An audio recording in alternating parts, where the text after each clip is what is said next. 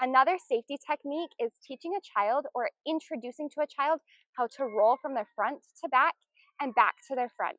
So once they have learned or been introduced to a back float, that's when you can do this. So she can do a back float with me assisted. And then I can sing a song. I'm a little pancake, small and flat. Flip me over just like that. It's natural that her head's going to want to come up. And then I will just say, hey, blow your bubbles. Put your face in, get your eyes in, and blow your bubbles.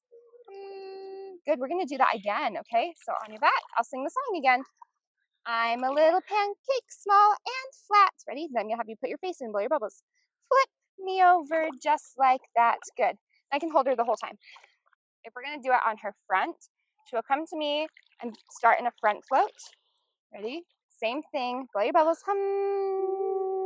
Okay, and then I would roll her to her back. I'm a little pancake, small and flat. Blow your bubbles. Flip me over just like that.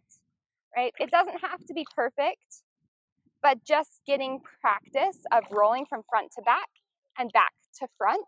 And this will really set them up for success when they learn how to maybe jump in the water and roll to their back to swim to the side.